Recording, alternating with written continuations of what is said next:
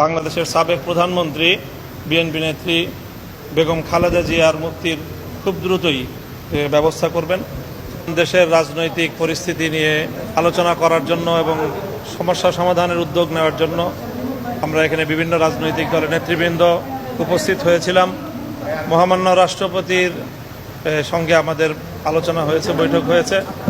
এতে বিভিন্ন রাজনৈতিক দলের নেতৃবৃন্দ, সশস্ত্র বাহিনীর শীর্ষ নেতৃবৃন্দ, 3 বাহিনী প্রধান সহ তারা উপস্থিত ছিলেন।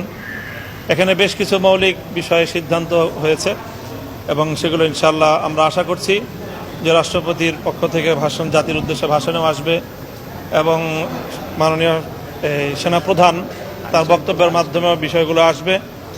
মৌলিক যে বিষয়গুলোতে আমরা আশ্বস্ত হয়েছি তার মধ্যে বড় একটি হলো যে যারা চলমান বৈষম্য বিরোধী কোটা সংস্কার আন্দোলনে যে সকল ছাত্র জনতা সহ যারা প্রাণ হারিয়েছেন সেই সকল শহীদদের জন্য শোক প্রস্তাব গৃহীত হয়েছে এবং তাদের রুহের মাগফিরাত কামনা করে দোয়া এবং মোনাজাত পরিচালনা করা হয়েছে।